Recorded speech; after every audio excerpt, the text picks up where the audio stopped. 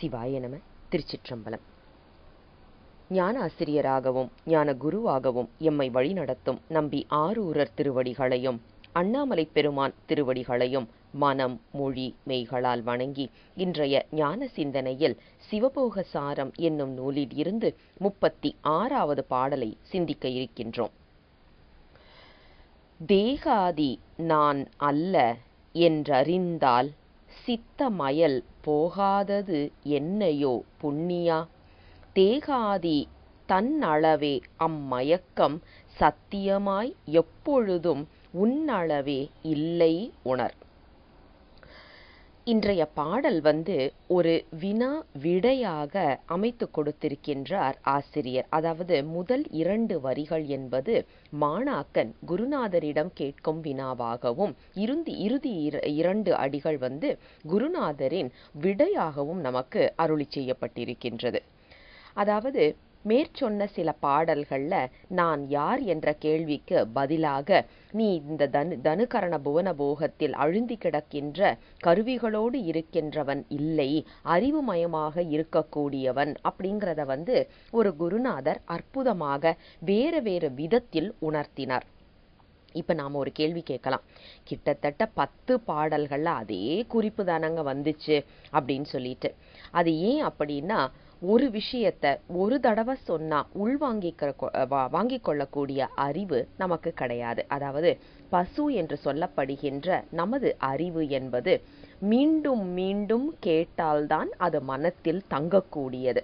ஒரு விஷயத்தை ஒரு தடவை கேட்டுட்டாக்க அது மனசுல தங்குமான்னா தங்காது. அதனால தான் பார்த்தீங்கன்னா பரீட்சைக்கு நாம படிக்கும் போதே பல தடவை அதை படித்து கொண்டே இருக்க வேண்டிய காரணம். அதே மாதிரி நமக்கு உலகியல்லையே அப்படி இருக்கும்போது அருளியல்ல எப்படி இருக்கும் அப்படிங்கிறத நாம புரியணும். சித்தாந்தத்துல அதனாலதான் ஒரு எடுத்துக்காட்டு ஒன்று சொல்லுவாங்க. ஒரு குளம் இருக்கு, அதுல பாசம் நிறைந்து இருக்கு. அந்த பாசத்தை நீக்கணும் அப்படின்னா ஒரு கல்லை அதுல தூக்கி எறிஞ்சாக்க அந்த பாசம் விலகும். கொஞ்ச நேரத்துல என்ன ஆகும்னா மறுபடியும் ஒண்ணு சேர்ந்துரும். நம்ம மனம் எல்லாம் பாசம் நிறைந்ததாக, அதாவது ஆணவம் கண்மம் மாயை என்று சொல்லக்கூடிய பாசம் நிறைந்த ஒரு குளமாகத்தான் நம்ம மனதும் இருக்கின்றது. அதற்கு உழவாரம் செய்யணும் இல்லையா? அப்பர் பெருமான் சொல்ற மாதிரி நாம உழவார தொண்டு எப்போதுமே செய்து கொண்டிருக்கணும். வெளியில் உழவாரம் செய்வது அப்பர் பெருமான் நமக்கு அற்புதமாக வாழ்ந்து காட்டியது. ஆனால் நம்பி ஆரூரர் செய்ததோ அக உழவாரம்.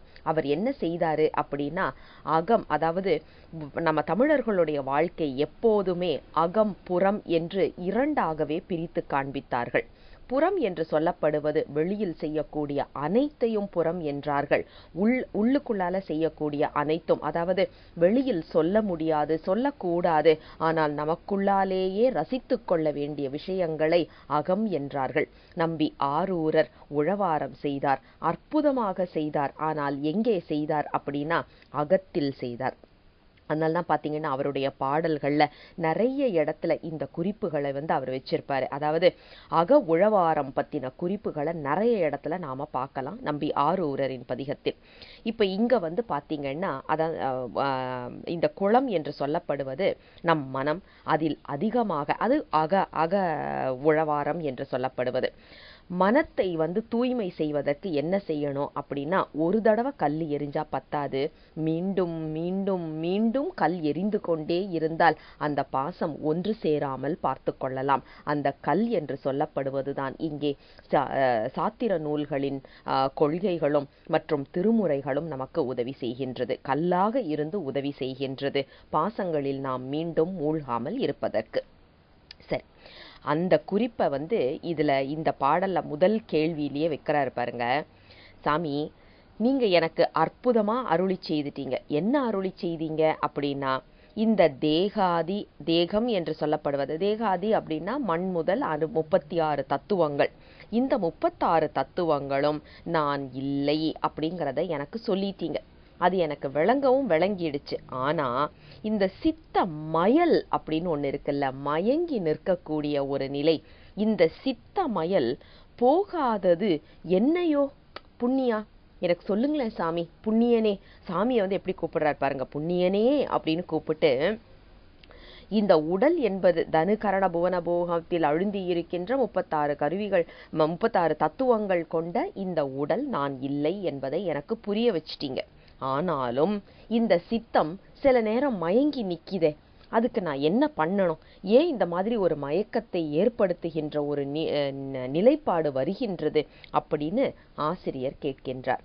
இன்னைக்கு இந்த கேள்வி யாருக்கு பொருந்துமோ இல்லையோ, நமக்கு நன்றாக பொருந்துவதை பார்க்க முடிகின்றது. அதாவது நமக்கும் தான் தெரியுது 36 தத்துவங்கள் நான் இல்லை அப்படின்னு, இந்த உடல் நான் இல்லை அப்படிங்கிறது. ஆனா நாம இதை எல்லாமே தியோரிட்டிக்கலா படிச்சு வச்சிருக்கோமே ஒழிய பிராக்டிக்கலா உணர்ந்தோமா அப்படின்னா கிடையாது. அதாவது புத்தகம் படிப்பதனால் வருகின்ற அறிவு ஒன்று, அதை அனுபவித்து ஆழமான பொருள் புரிந்து கொள்ளுவது, உணர்ந்து கொள்வது என்பது வேறு. எப்படி இதற்கு எடுத்துக்காட்டு அப்படின்னா, ஏட்டுச் சுரக்கா கறிக்கு உதவாது அப்படிங்கிற ஒரு பழமொழி தான் நமக்கு இதுக்கு உதவிக்கு வருது. அதாவது ஏட்டுல ஒரு நோட் ஒரு பேப்பர்ல வந்து சுரக்கா அப்படின்னு எழுதியாச்சுன்னா அது கறிக்கு உதவுமான்னா உதவாது. உண்மையான சுரக்காய் இருந்தாதான் உதவும். அதே மாதிரி அனுபவத்திற்கு வர வேண்டும். ஏட்டுல வந்து எழுதி வச்சுட்டு இதுதான் எல்லாமே அப்படின்னு நாம உட்கார்ந்துருந்தோம்னா நடக்காது. இன்றைய கல்வியும் நமக்கு அப்படிதான். இன்றைய நாம படித்து கொண்டிருப்பதும் கேட்டுக்கொண்டிருப்பதும், நாம் சித்தாந்த வகுப்பு சேர்ந்திருக்கின்றோம், சித்தாந்தம் தொகுப்பு படித்திருக்கின்றோம், இதையெல்லாம் சொல்லுவதும் எப்படின்னா ஏட்டுச் சுரக்கா. அது கறிக்கு உதவுமா அப்படின்னா அனுபவத்திற்கு வந்தால் மட்டுமே தான் உதவும். அனுபவத்திற்கு வருவதற்கு பெருமானின் கருணை வேண்டும். அதை தான் இங்க சொல்றாரு. எனக்கு புரிஞ்சிருச்சு சாமி, ஆனா சித்த மயல் வந்துகிட்டே இருக்கே, நான் என்ன செய்யறது அப்படின்னா, அவருடைய நிலை வேற, நம்ம நிலை வேற. நம்மளுடைய நிலைக்கு வந்து நாம சொல்றது அனுபவித்தால் அது மனத்தில் நிற்கும் அப்படின்னு. ஆனா குரு முதல்வர் ஏற்கனவே அதில் அழுந்தி இருந்தவர் என்பதை மறந்துவிடக்கூடாது. அவருடைய வரலாறே நமக்கு இதற்கான ஒரு எடுத்துக்காட்டு, மிகப்பெரிய சான்று. மழை பெய்கின்றது, இவர் மேலேயோ இவர் பிடித்திருந்த தீப்பந்தத்திற்கு மேலேயோ ஒரு துளி கூட நீர் இல்லாமல் அவரை சுத்தி ஒரு வளையம் போல மழை பொழிந்து இருந்ததை நாம வந்து அவருடைய வரலாற்றில் சிந்திச்சோம். அப்படி இருக்க நாம யோசிக்கணும், இவருக்கும் மயல் வருகின்றது அப்படின்னா அப்போ இந்த ஆணவ மலத்தோடைய மறைப்பு என்று சொல்லப்படுவது எந்த நிலையிலும் இருக்கக்கூடியதுதான் என்பதை நாம் உணர வேண்டும். நாமெல்லாம் சகலர்ல தான் இருக்கிறோம். நமக்கு அதை மறைக்குது அப்படின்னா அது நியாயம். ஏன்னா நமக்கு வந்து இன்னும் அந்த தெளிவு வராத ஒரு நிலை. ஆனா இவங்கெல்லாம் வந்து விஞ்ஞான கலர் நிலையில் இருப்பவர்கள். விஞ்ஞான கலர் அதுவும் வந்து பாத்தீங்கன்னா அந்த சீவன் முத்தர்கள் என்று சொல்லப்படுகின்ற நிலையில் இருப்பவர்கள். அவர்களுக்கும் இந்த சித்த மயல் வருகின்றது அப்படின்னா அந்த ஆணவத்தோடைய அந்த பவர்ஃபுல்னு சொல்லுவோம் இல்லையா, அந்த மாதிரி எத்தனை வலிமையுடையதாக இருக்கின்றது அப்படிங்கிறத நாம கொஞ்சம் பார்க்கணும். அதற்கு குரு வந்து ஒரு உபதேசம் செய்கின்றார் பாருங்க. நீ கவலைப்படாத மாணவனே அப்படின்னு சொல்லிட்டு, தேக ஆதி தன்னளவே அம்மயக்கம், அதாவது இந்த உடல் வரைக்கும் தான் அந்த மயக்கம் உனக்கு இருக்கும், ஆனா உன்கிட்ட வந்து அது தாக்காது, நீ கவலைப்படாத. ஏன் அப்படின்னா இவர் ஏற்கனவே விஞ்ஞான கலர் நிலையில் இருப்பவர். சகலருக்கு வந்து அதாவது நம்மளுடைய உயிர்களை வந்து 3 விதமாக சொல்லும் வழக்கம் உள்ளது. சகலர், பிரளயாகலர், விஞ்ஞானகலர் என்று 3.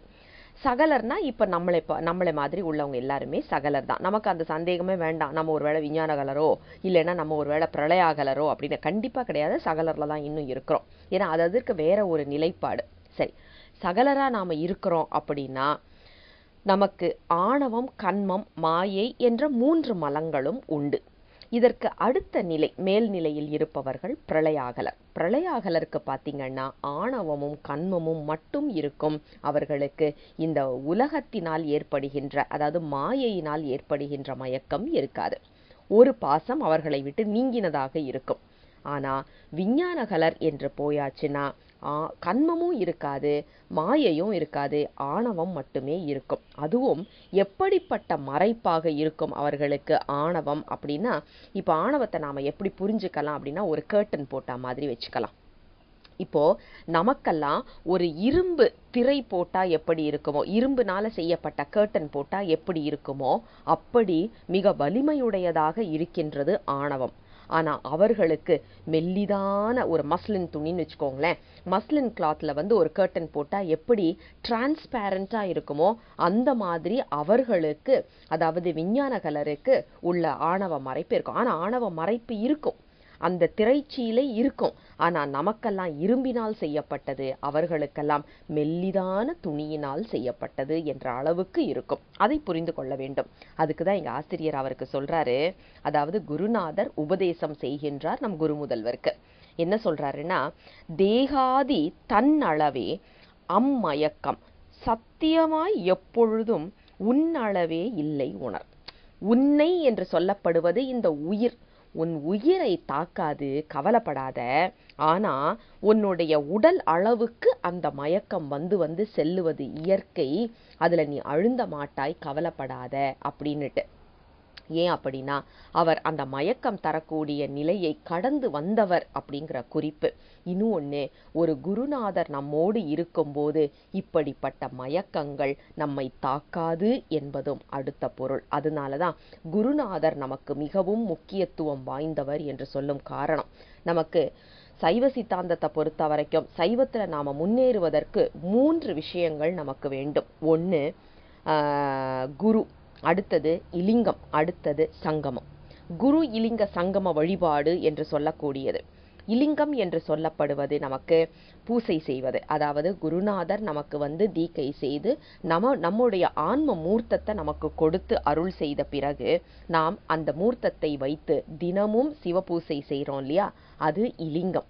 அடுத்தது நமக்கு ஒரு குருநாதர் உபதேசம் செய்கின்றார், அதனால குரு வணக்கம். அடுத்தது நாம் எப்போதுமே இந்த நினைவில் இருந்து தப்பிவிடக்கூடாது என்பதற்காக சங்கம வழிபாடு. அதனாலதான் குரு இலிங்க சங்கம வழிபாட்டை நமக்கு ஆன்றோர்களும் சரி, அருளாளர்களும் சரி, சான்றோர்களும் சரி மீண்டும் மீண்டும் வலியுறுத்தினார்கள்.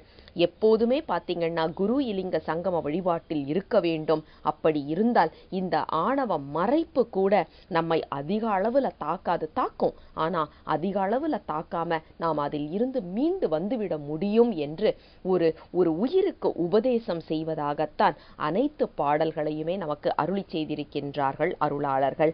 அதே குறிப்பை தான் இங்கேயும் வைத்து அருள் செய்கின்றார் நமக்கு ஆசிரியர். ஆக இது வினா விடையாக அமைந்த ஒரு பாடல். ஏன் என்னை இன்னும் இந்த ஆணவ மலம் தாக்குகின்றது அப்படிங்கிறதுக்கு, அது உன் உடல் அளவு இருக்கும், உயிரளவிற்கு செல்லாது, கவலைப்பட வேண்டாம். ஆனால் அக உழவாரம் செய்ய வேண்டும் என்று நம்பி ஆரூரரின் வழியை மீண்டும் நமக்கு நினைவுபடுத்தி அருள் செய்த அற்புதமான ஒரு பாடல் இன்றைய பாடல். தென்னாடுடைய சிவனே போற்றி, எந்நாட்டவர்க்கும் இறைவா போற்றி. சிவசிவ திருச்சிற்றம்பலம்.